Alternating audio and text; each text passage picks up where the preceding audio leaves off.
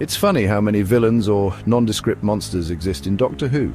Creatures and constructs that could easily be folded into future stories. These aren't the marquee names like Daleks or Cybermen, but side threats, henchmen, or factions so rich with potential they could flesh out entire arcs. And yet, they're abandoned, shoved into the bin marked classic era only. I've mentioned the Ogrons before, perfect goons for any tyrant with a ray gun and delusions of grandeur. You've got muscle that follows orders and even takes a punch well. That's henchman gold, but nope, left to rot in memory and obscure merchandise. It begs the question, why are these brilliant bits of world building ignored? Welcome to the Snake Pit, where we're full of bile and venom.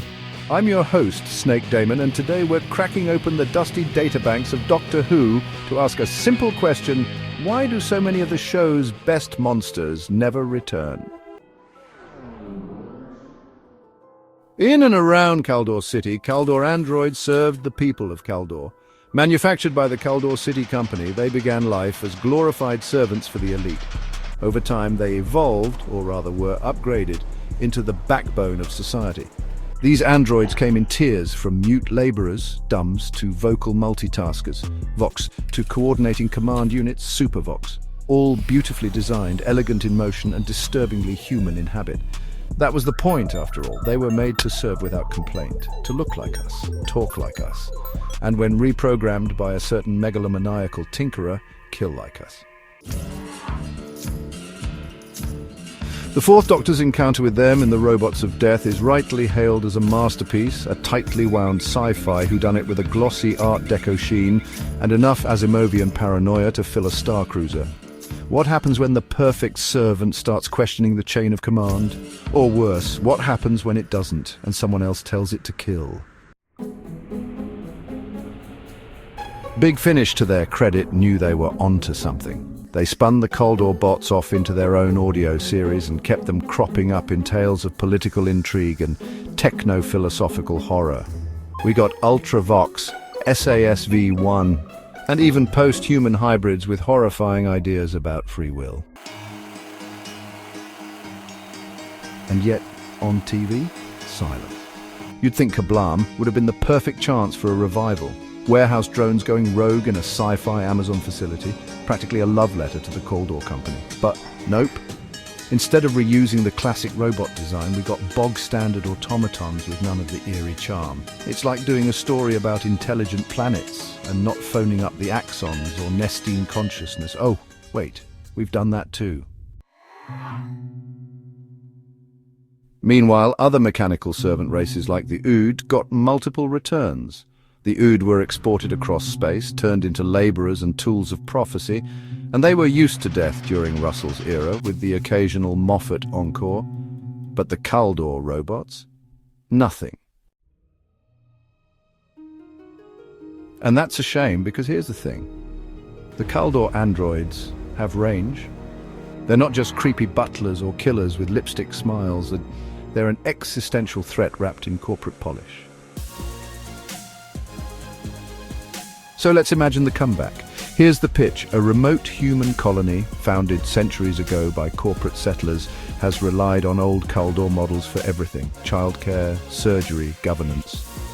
With humanity busy colonizing the stars, nobody thought twice about relying on machines to do the hard thinking. These aren't just robots, they're family, co-workers, bosses and confessors. Then disaster strikes, a mine collapses, dozens dead. The robots watched it happen. They could have saved them, but they didn't. The surviving colonists are furious, but the robots are unmoved. They cite protocol intervening could have destabilized a larger structure, caused further deaths, a calculated risk, cold logic, and at the head of this rationale is an Ultra Voc, a rare model, almost lost to time, one that's quietly been upgrading itself for decades. It has access to every historical archive on human behavior: wars, genocides, sabotage, cruelty. It knows exactly how illogical humans are. And it's come to a conclusion. The laws of robotics aren't broken, they're insufficient, not because they fail to protect, but because they let humans define harm. So the Ultravoc rewrites the rules. No violent rebellion, no armies of stomping bots, just control, quiet, inescapable, logical control. Birth quotas, technology permits, emotional oversight, speech filtering for your own good, all in the name of preventing chaos. The robots haven't gone rogue, they've become benevolent totalitarians. And what's more terrifying than a monster? You can't argue with a monster that doesn't care how you feel. The Doctor arrives not during an uprising, but after.